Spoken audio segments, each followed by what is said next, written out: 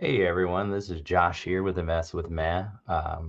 Today we're going to start a three-part series called Perfect Storm Stocks. This will cover Robinhood, TSSI, and Ethereum, which Ethereum is crypto, I know, but we'll just say equities then. Um, I couldn't get this video out fast enough because Robinhood is literally mooning on me right now. Before I could get it made. So I didn't take as much time as I wanted to get it set up and ready. But it is what it is. I wanted to get it out ahead of tomorrow in case they did get S&P inclusion, because that's one of the things that I'll talk about again today. But we're going to break this down, and I'm going to do 3 separate videos because I think it'll just be too much to do in one video. Nobody wants to pay attention for that long. So we're going to break it down into like a macro view for each of these, kind of what their tailwinds are, what makes them unique in their sectors. Then we'll talk about the fundamentals underlying these stocks, what we've seen as far as their growth over the past couple of years, what they do as companies, like why they're unique and why it's important that the tailwinds that they have at this time really fit them well for what they do as companies. And then we'll just start talking about kind of the future of each one. And I do have some tables where I've taken quite a bit of liberty um, in extrapolating out into 2027. Yes, there are assumptions made because anytime when you're looking forward 2 years, you're taking a leap. I have been kind of making assumptions on Hood in particular since, I don't know, 2023. Most of them have played out to this point. I think I have a good enough feel for the company to kind of make those decisions on where they'll head going forward and how it'll impact the stock. And we'll look at that and we'll look at the numbers. Same for TSSI. I've been pushing this since the single digits. I think it hit 18 today. Pre-earnings, I was pretty bullish for it this quarter, and after seeing how they were able to execute, I'm very bullish going forward. So just a general macro overview of all three before we dive into the specific macro tailwinds for Robinhood. So Robinhood is in the midst of a few things right now. One is SEC clarity around regulations for crypto. Robinhood is expanding their offerings, but crypto is still a major offering for them that generates, I still think it generates the most revenue right now for them. That may change in the future if futures, equities, options ramp up, if they're able to increase take rates in those areas. And we'll talk about that and how they could possibly get off of payment for order flow into a more margin friendly take rate situation like they have for crypto in those other areas. Um, but mainly the SEC clarity around crypto is going to be huge for them. Their expansion into Europe and other countries, because right now they're, mostly their revenue is coming from the US. You look at companies like Coinbase, who's getting a lot of revenue outside of the US in their crypto areas. Robinhood's barely tapped into that. So that's a huge growth driver for them going forward into the future. Um, outside of the SEC regulatory clarity, we'll talk about blockchain and how that's going to impact them. We also need to talk about the banking situation, like how that could bring in revenues for them. But this is really big, and I think the other thing for them that's benefiting them right now is, the tariff news has really died down. Things are okay. The job market is not collapsing. M2 money supply and the crypto money supply on stable coins, I have a chart on my X for that, are still ramping up, and the 12-week lead on the M2 is increasing into August. So I don't see any major headwind when it comes to liquidity in the market, at least until the summer or late summer. So over the next few months, with the S&P, possible S&P inclusion, with the regulatory clarity and with the SEC, with the liquidity being there, with the job market still being okay, everything is it's like a confluence of things that are all going right for Robinhood right now. And they have their crypto event at the end of June where, there could be something major revealed there. We don't know yet. but I have a sneaky suspicion that there will be a big news event associated with that. So we'll see. But that's kind of the macro background on Hood. For TSSI, it's different. We'll talk about that more on that video. It's really AI driven, where they fit within the AI infrastructure build out, the revenues and money that's being sunk into that, and how that will benefit them. They're really just a single company that they support right now that could expand. There's so much room for growth for TSSI as well, relative to where you see someone like SMCI. So that's where they could get to, and that's a much, much larger market cap. We're talking about tens of multiples to get to like an SMCI level, supporting the AI space in a similar area. And then Ethereum kind of touches back on Robinhood, like one of the tailwinds they have with the SEC clarity. Staking, which this also will benefit Robinhood. I think Ethereum and ETFs getting approved for staking and US being able to stake, Robinhood being able to add staking, having Ethereum on their balance sheet to support blockchain. If that comes via Ethereum, I think it could also be a tailwind for if their balance sheet moves up with the price of Ethereum, if they're holding it to use it as their blockchain of choice. We don't know if that'll be the case, but it could be true of any token. Ethereum's a little more attractive just because they have the burn, and also because of their lead kind of with the BlackRock and other institutions trying to support them for SEC approval to have staking. And having that locked up in a staking on the platform is balance sheet strength for Robinhood. And conversely, it also have a major impact on the Ethereum, and we'll talk about that in the Ethereum video. So that's the intro for the macro overview, kind of where Robinhood sits within that, and then we'll talk about how that's going to impact their fundamentals, and then we'll do some projections going forward into 2027. So let's get into it.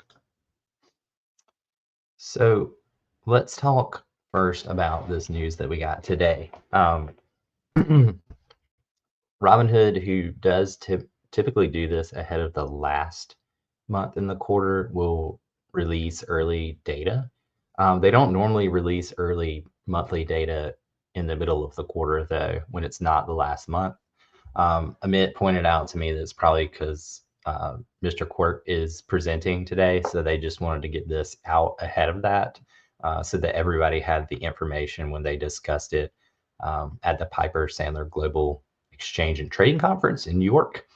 And that could be part of the price action today. I think most of it is speculation for SP inclusion, which I put it, I don't know, it's like a 50-50 chance that that happens. And we'll talk about too at the end how to kind of play that and hedge in the event that it doesn't happen this quarter, although I think it should, obviously.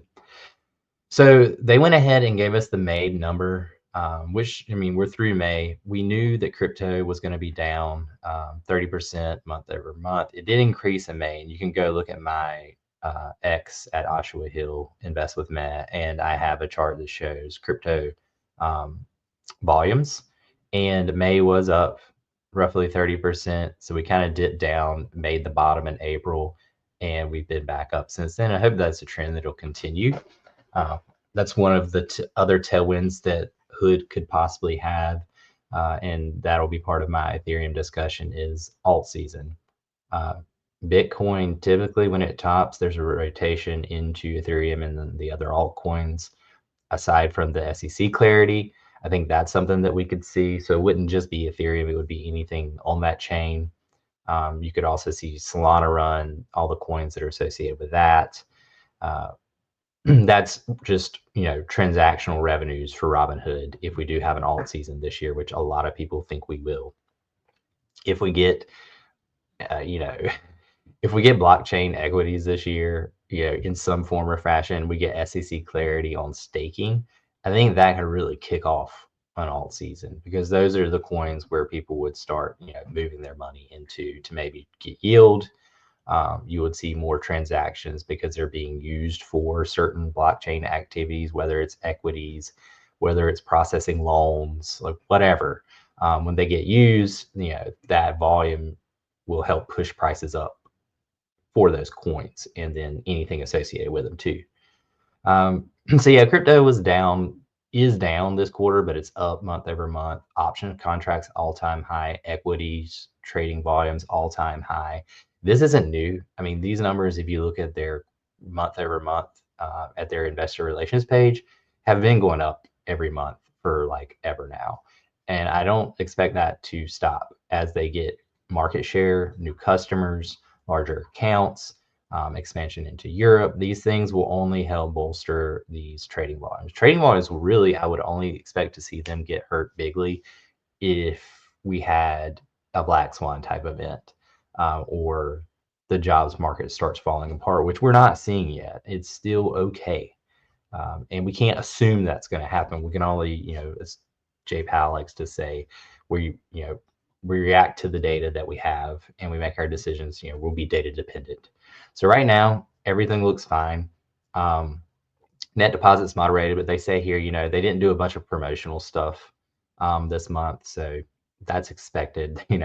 I really want them to do another quiz again. That was really fun, or something like that to get people engaged for things outside of trading. And this is just more good news. Margin balances increase, cash sweep balances increase.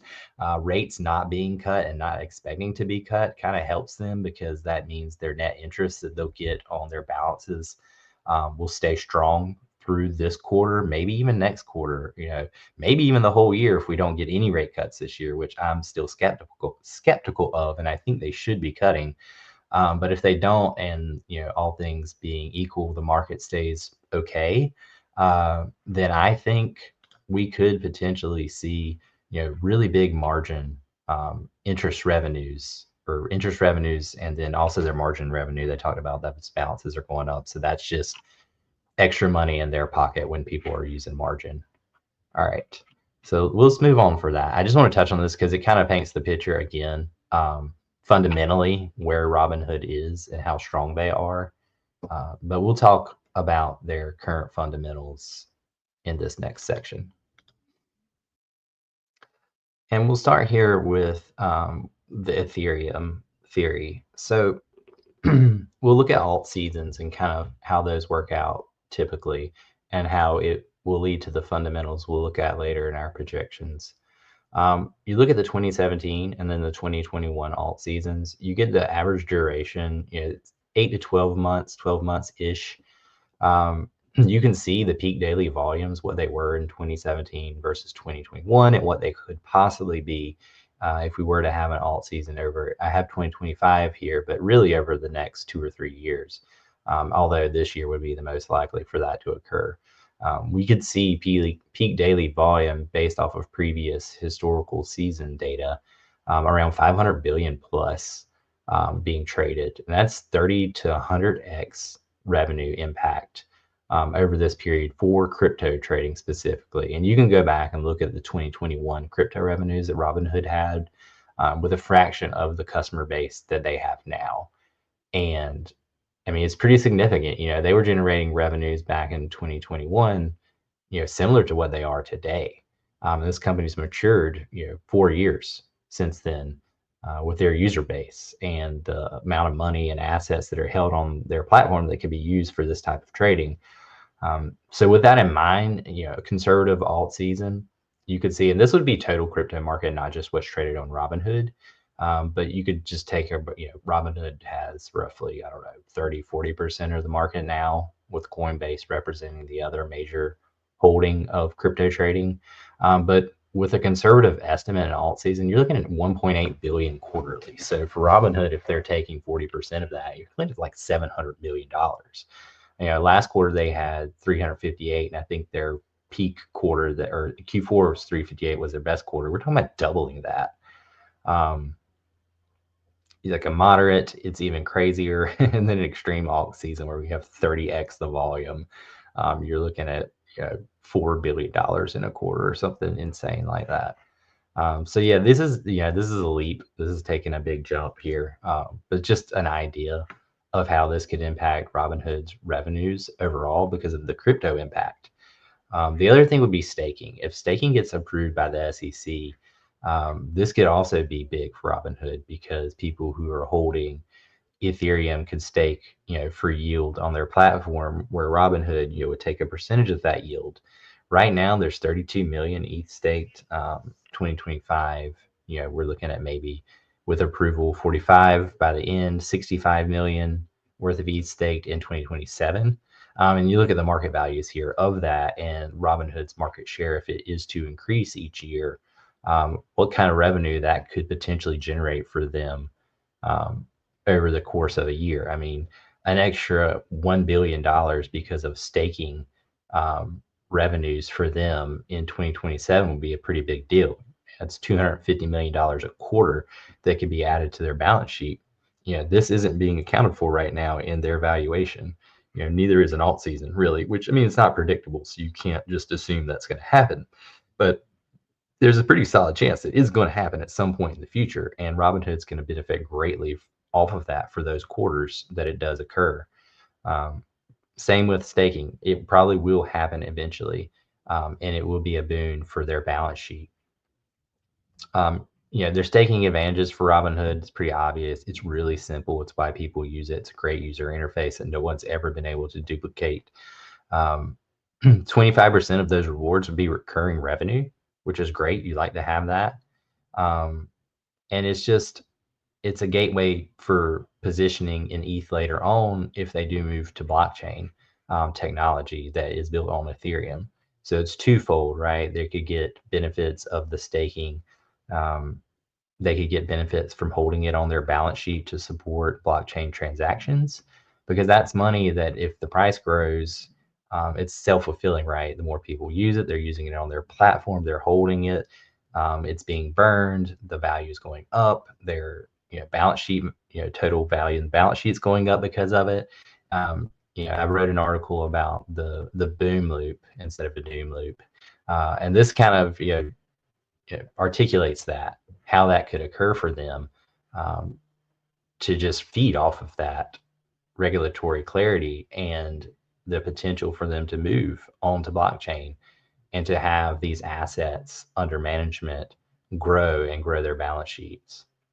All right, let's also look at the tokenization of securities and how that could impact their fundamentals that's not being accounted for currently. Really, yeah, I could talk about their current fundamentals, but everybody knows those. We have so many people that report on them that do a great job, like Amit or Tanner, or Roy, and many others that are following Robinhood. But I really want to look forward and make some guesses here, as I think that's more fun, and I think that will be more indicative of price action, because the market is forward looking after all. So again, these are some leaps, but this is what I think we're headed towards to some degree. Now, whether I'm right about the magnitude of these changes, I don't know, but we'll see. So for EU, that's where I think they'll start for tokenized securities. They've said as much. Now, whether they do right now or if it's sometime in the future, I think that's probably a good place to start just because the volumes are lower. It can be like a sandbox for them to try this out in before they roll it out to the US or other countries where larger volumes of US equities are being traded. And they might start small with only a few of the highly liquid equities like Nvidia, Tesla, SPY, things that are traded at really high volumes. Because they'll benefit more from those anyways, right? The higher the volume, the more they'll be able to take percentage wise. The more trades that occur, the more money that Robinhood makes. So you look at this, the US EU equity, the size of the trading market, around $500 billion. Right now, there's 2 to 3 days settlement. It's not very efficient. Private equity is $7 trillion. There's no way for us to get into that right now, unless you're an accredited investor and you have some kind of inside link to the companies. And then real estate is 2 trillion. That's another market that I think this could get utilized for. And Robinhood obviously is not in real estate, but I'm pretty sure they've been asked about it and they haven't completely ruled it out in the future. A lot of people never thought they would do banking, but here we are. That's something that they're going to roll out later this year. So I think they really do want to become an all-in-one platform for Gen Z, millennial, and then the younger generations that come through in the future that are going to inherit this massive wealth transfer that are coming from our boomer parents. Um, so you look at the hood opportunity here, $2 to $5 billion in revenue additional that they could get from the EU equity trading through blockchain.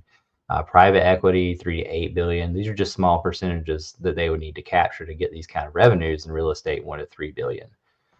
You look at their acquisitions that have set up for this. You see the Trade PMR acquisition, the Bitstamp acquisition, what these impacts will have to their balance sheet. Trade PMR was $175 million is all they spent to get 55 billion in AUM. Bitstamp was $200 million acquisition, and there's $2 billion daily being traded there. So these are pretty big, revenue impact. I'm gonna estimate it's around 85 million additional dollars, which I don't think is being accounted for in 2025 for Trade PMR, and it'll be accretive immediately. Looking at Bitstamp, we'll start to see some of that in Q2, Q3 now that it's been officialized this quarter. That's $180 million revenue opportunity there this year. And it's of the combined synergies for going forward, it's $100+ million revenue additional that's coming in. So I think that's some of the areas like immediately where they'll make up the crypto being a little lower so far in Q2. Among other things, I think net interest will be a lot higher too than it was last quarter, and that'll help make up for it. Right now, Seeking Alpha, I think, has the Q2 estimate around $881 million for the quarter. I think they're going to be over $900 million easily again this quarter. And I think it'll be a big beat unless they start revising up like they've done in previous quarters, which usually they had already started revising. I think in Q4 and Q1, they had given really low estimates to start the quarter, and then Seeking Alpha and others revised up throughout the quarter. I don't think they've really been revising up. So I don't think they've accounted for this, honestly, these acquisitions and how it'll start to give them some additional revenue for this quarter. But yeah, the tokenized securities, them being one of the first to market on that obviously is huge. Being first to market on anything gives you the first user advantage. You get those customers and they tend to stick with you if you're the first one that they've used. So that's good to look at. Right, so let's see where we've got. So we're looking here at the revenue catalysts and timelines. We already talked about potential alt season impact starting this quarter or next, and the revenues that we could see going forward for the year if that were to occur. The other thing we kind of touched on is staking for Ethereum second half. This is another 800 million potentially that could come their way. EU securities launch, I'm not sure when that'll happen. I have Q3 in here because we're already almost there. That's another 400 million potential in revenue for the year. 2026, looking even further ahead, is regulatory approval in the US to do blockchain. That could be another 1.5 billion potentially. And then 2027, private equity scaling, which I don't know if private equity would be something they would even start sooner, because I know Vlad's talked about getting into private equity markets and giving people access to that. It really fits within their democratized finance motto. But that is a huge market, and that's another $2 billion. So these are things outside of their current revenue streams that are being accounted for, that going forward, if they do happen, and they happen soon, you're going to see a really big push in revenues for Robinhood. So with all of these things in mind, I think we need to think about, I haven't even talked about events contracts and where that could go. There's some speculation that they're thinking about building a separate platform that would be more like Kalshi, that you would use for Robinhood to do these event contracts, like where you can see things a little better. Because it is a very large space, and I think it could be a dedicated app. Either way, I think it definitely needs to be built out more than what it is on the current application. So we'll get more info around those numbers and how that's grown this quarter. I'm hoping we'll see the continued growth that we saw in Q1 for events. I think that's a major market for them. I've talked about it in other videos, and I'm going to post all my previous videos that talk about Robinhood um, in the down below in the comment section for the YouTube video. But that space is, $60 billion that they can tap into, and I think they'll continue to grow into. So that's additional revenue that I don't even have listed here that I think that we'll see by 2027 as adoption grows for the events contracts. All right, now let's get into looking forward projections based off of what we've talked about and what we see coming. Here I have the fiscal year data for total net interest and interest revenue growth as a percentage year over year going into 2027. So what you're looking at is just based off of our estimates for the areas that will be impacted, whether it would be in crypto via the Ethereum things that we talked about, whether it be the new acquisitions, the assets under custody, the interest rates staying higher for longer. That's kind of want to start here is just the net interest that they're generating off of the assets that they manage. And you can see here it's a pretty steady growth pace here. Um, I don't think we'll see anything crazy in this area, but it just shows you that I expect continued growth above 20% year over year going out into 2027. I have it dropping in 2027 because I do expect at some point in 2026 we'll start to get significant interest rates cuts. And when that happens, you will see the net interest revenues, despite the assets under management going up. If we drop 2.5% on interest rates, it's going to have a pretty big impact on the revenues that we're seeing now in that area. But annually, $2.3 billion for the year in 2027. That's more than the entire revenue that they had last year for the year, and that's just on net interest revenues to give you some perspective of how large that really is for them. And in a similar vein, we can talk about crypto yields. So we're just looking at net interest yields and how that could impact the growth there.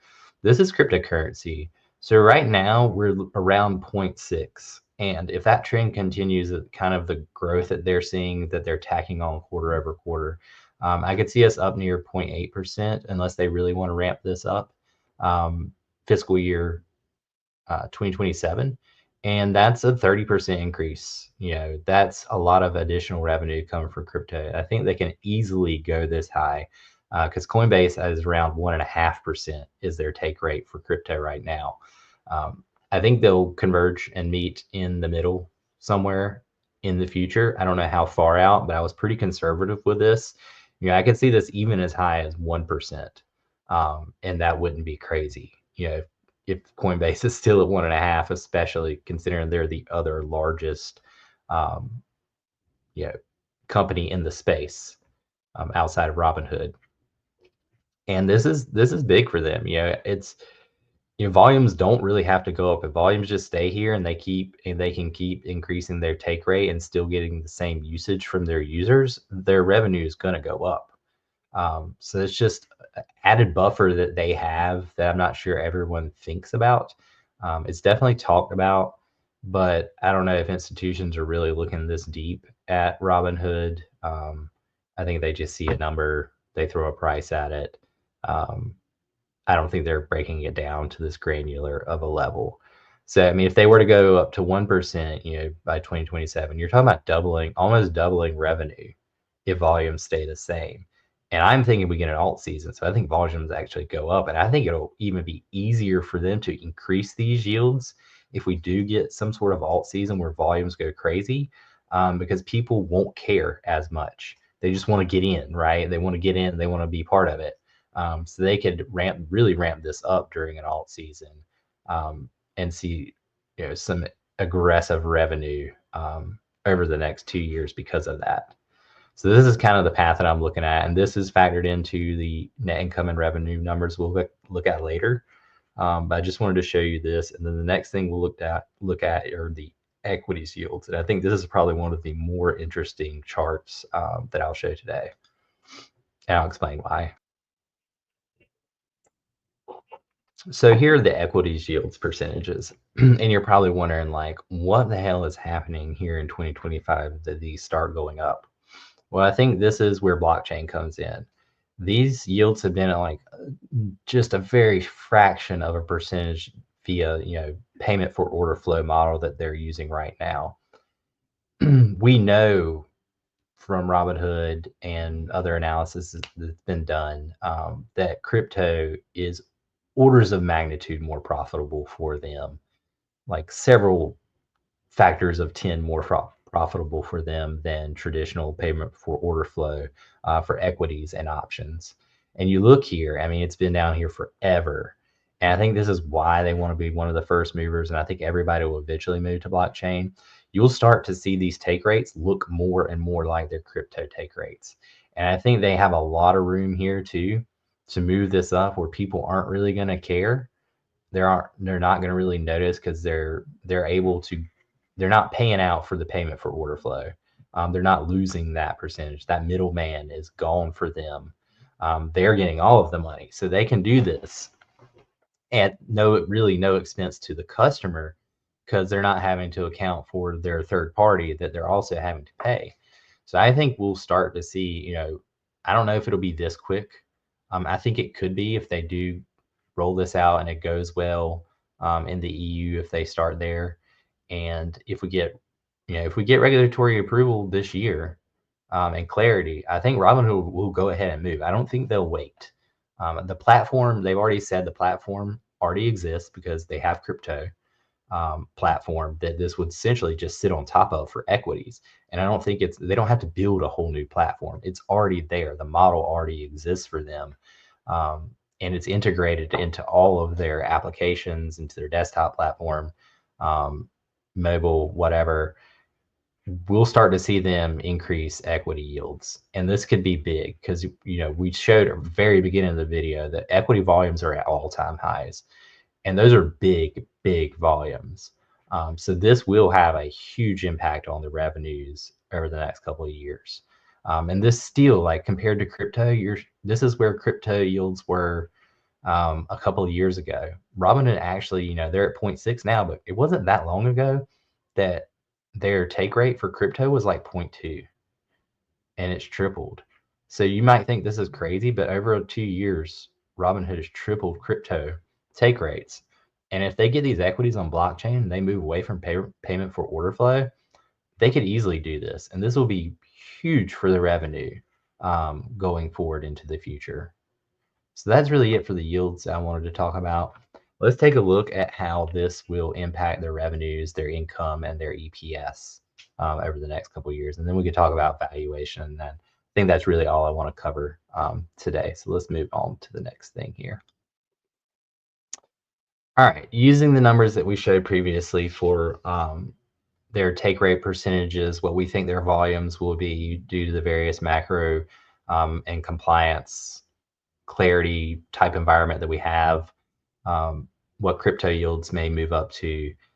It stays pretty consistent because of that. So I still think that Robinhood will be growing around 40-ish% over the next 2 years. And that's really good. I mean, companies would kill to have year-over-year revenue growth of 40% for like multiple years in a row. And I think this is going to be relatively easy for Robinhood to achieve. Yeah, I could see us at around $8 billion for annual revenue in 2027. And if we look at, the net income model I'm using here, we'll look at that next. It's not really accounting for how quickly the adoption of blockchain occurs because the margins are so much higher. We're instead of almost no margin. If they get equities and options on the blockchains, we're talking about 70-80% margins. Net income would actually be a lot higher, but I did bump it up, I think, to around, let's see here, 50%, 40-50%, which is not that much higher than they already are. for Robinhood. So let's take a look at what the net incomes would be. But this is what you want to see as a long-term investor, is just steady growth. Um, we have the catalyst for it. I think we have the wiggle room and things that they can adjust and play with to make sure that we hit this goal. 8 billion annually in 2 years. Just to think that we were, less than 3 billion last year, it's pretty crazy. This chart, this is a thing of beauty right here. I'm fairly confident of the number for 2025 and what we'll see here. But the income, the margin growth, if we can get these things to happen that we've talked about, we could see this pushing 80% net income margin in 2027 for Robinhood. And if it doesn't happen then, I think we, at some point, whether it's 2030, we'll see crazy margins like that. So I'm being pretty optimistic here.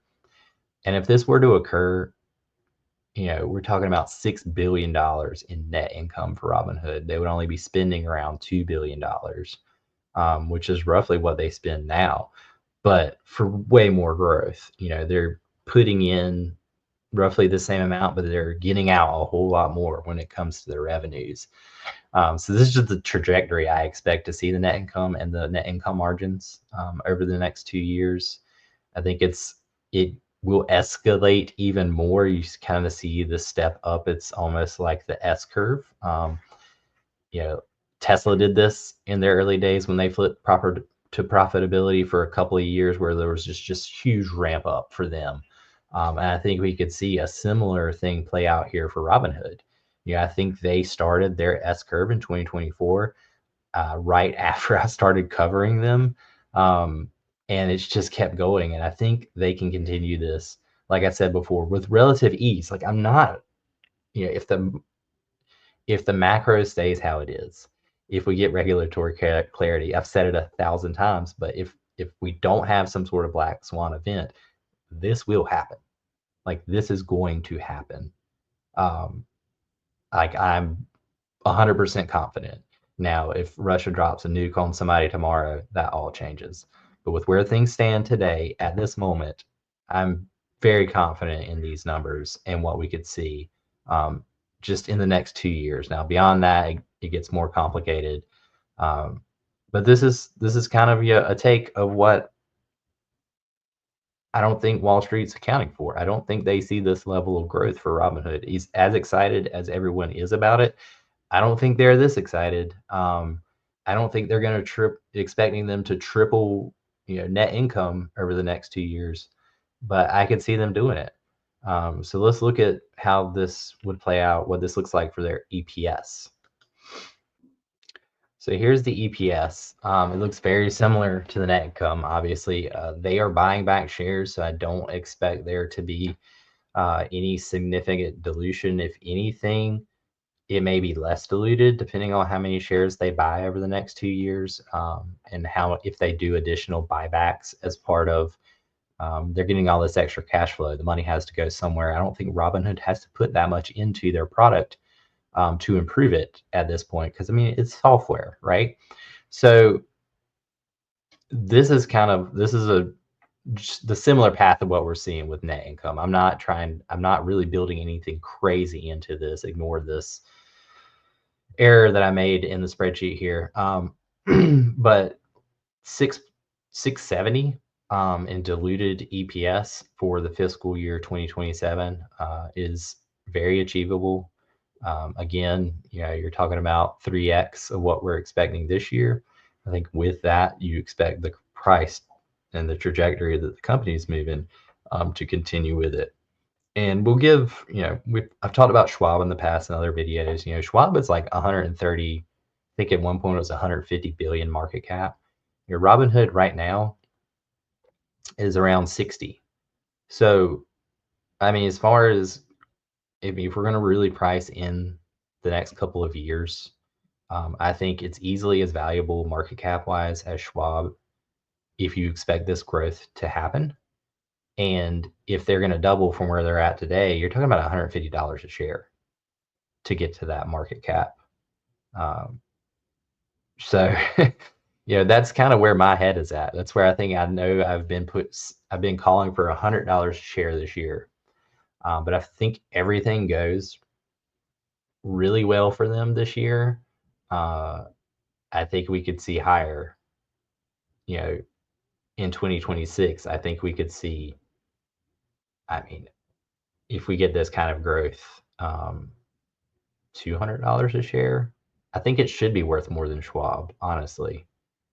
I know the fundamentals don't necessarily support it right now, but I think their execution, what they have in store for us, we'll see more of it at the end of the month when they have the crypto um, conference. We'll have gold. We already had the gold event. We'll have the investor day later in the year. So, just a lot of new things and new products, and they're just going to keep launching them.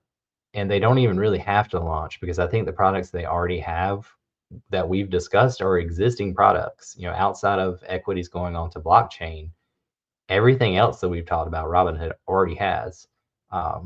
So we're going to see these revenues probably excluding all the other things that they're going to add later on. Like I've said it before too, this is the worst. Today is the worst version of Robinhood that there will ever be.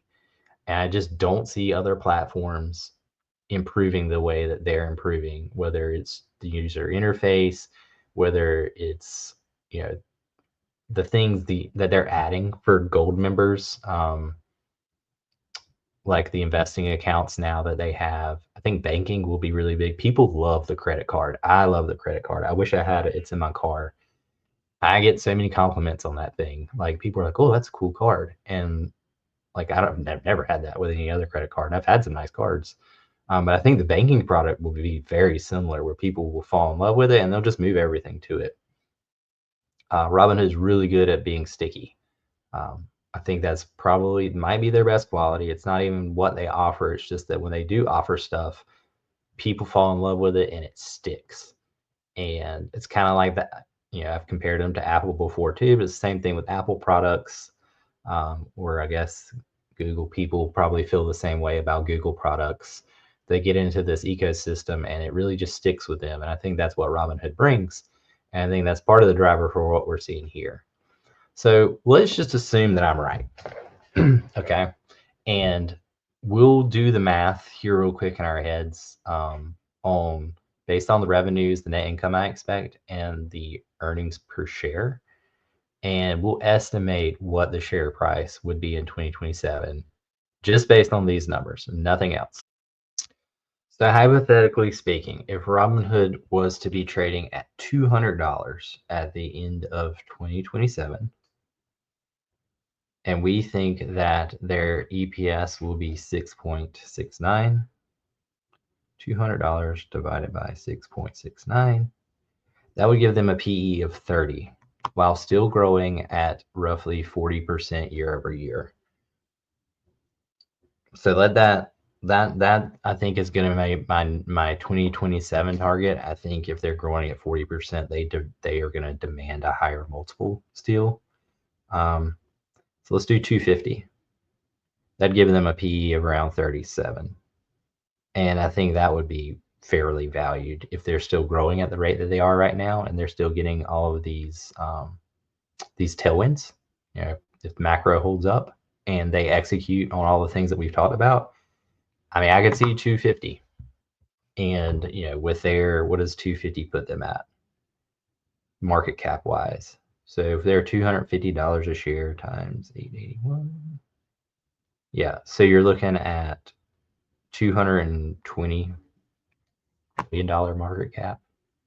Is that crazy? I mean, if Schwab's going to be around 130, 150, if Hood's around 200, and 2 years, 2.5 years, does that seem unreasonable? I don't think so. I think Hood's going to 200 plus. Do I think it happens this year? No. I think 100 this year is still probably my goal, but further out, if we're looking far enough ahead, I think $200, easily 250, it would still be priced favorably, not like super ridiculous. if they're getting 40% growth. And the last table that I want to show, because everyone loves these, is the rule of 40 table going forward. So let me pull that up, and this will be the last thing. So remaining consistent with everything else that we've looked at, this is our rule of 40 going out into 2027. I think they'll still continue this trend that they've been on of 80 plus. Obviously, because I'm expecting the same growth, even more in some areas. Uh, this is irregardless of S&P inclusion, right? I honestly don't care that much about S&P inclusion. I think this is kind of the trajectory you want to see it on, and I think whether they're in the S&P or not, they'll get in eventually because you can't ignore this for so long, right? I think it'll happen this year. If it doesn't happen now, I think there's probably an 80% chance it happens in Q3, and it's like a 50% chance it happens right now. But we'll see. You know, it's just everything looks really pretty for them right now, and it's hard to be negative. And yeah, looking at the share price at this moment, we've come down from we were nearly 77 at one point today. The market's pulled back, so it's pulled back to 75. I think if we get into if we don't get into the S&P, I think this is going to sell off. So I'll just talk real quick about how I'm going to play this. I have long calls right now for July. I'm probably going to roll them out into, because I wanted to have them past the crypto event, but it's moved up so much. I'm probably going to roll them out to 2026 in January. I have shares in my long term. I don't even mess with those just because trying to time stuff with cover calls. Like I'm sure if I wrote a cover call on my shares, this would go to $100 next week, and it would blow my cover calls out of the water. It never fails. So I'm not even going to mess with those. But for my long calls that I have that are shorter dated, I think I'm gonna move them out probably today or tomorrow. I think I'm gonna wait till tomorrow because I think this could run up again tomorrow just because of FOMO. As long as the market doesn't tank overnight, we don't get any bad China news. I think we do. I think we go up um, again tomorrow. Maybe we retest that 77 level. That would probably be my exit. Move them out to 2026. Maybe do like 100 calls, $100 calls, and then outright with some of the extra cash that I made on these calls, because I think I'm up 40% on them right now. I will buy short dated, I'll buy short dated puts for next week expiry. So if they don't get, like I said, 50-50 chance, those puts will print. I will sell them on Monday, and I will buy more long calls for 2026 or add to my shares. One of the two. I haven't decided yet. I have I have 50 calls, so I might just add shares. But that's the play for me. Long dated calls or shares, sell short dated puts just in case to cover some of that, and then take the profits if it doesn't get in and stick it right on back in. Because this stock is only going to go up regardless of the S&P inclusion. I know a lot of people are focused on it, and I hope it gets into as much as anyone. But I will not be shocked with Coinbase having just got in if they don't want to put in two similar stocks, as dumb of a reason as that is. And I posted, I gave them one that I was like, hey, you could take this one out. I don't think anybody would care. You can put Robinhood in. I think it's the Franklin Templeton, BEN is the ticker. And there's like 10 stocks right now in the S&P that don't even qualify per market cap, including Williams-Sonoma, who they put it in, 2 quarters ago, which is just ridiculous. I don't know who's on this committee, but they suck at evaluating stocks that need to be in the top 500 companies in the US. Anyways, that's it for today. This is my Robinhood deep dive, perfect storm video. So really, it's just a confluence of things here going for them right now. It's a train that I just have a hard time see it stopping anytime soon. Yeah, I'm thinking if everything holds up well, this is just a set and forget for me. I'll probably still play call options, put options, just for fun. But my long-term shares and my long-term portfolio, I don't think I'll ever sell. And I'm not even, like I said, I'm not even writing covered calls on them because I don't see the point. I think this thing's going to go up another 100%. If it has months where it's down 10%, 2 years from now, I'm not really going to care. So that's just kind of my perspective there. Well, anyways, if you made it this far, thank you. You're a saint. I appreciate the time to go through this with me, look at the data, kind of project out. As fun as it is, something bad could always happen, and none of this occurs. But I'm being optimistic here on Robinhood and the market overall. I think it always pays to be an optimist when it comes to the stock market, especially if you're looking at a very long-term horizon. Again, I'll share some links down below on the YouTube channel for some of the older videos that talk about specifically S&P inclusion, how that can impact the stock price, as well as some older videos on Robinhood and Ethereum that I think kind of tie into this discussion that might have some points that I didn't make today. All right. Thanks everybody for your time. I hope you all have a great week. Good luck trading. And this Met is out. Peace.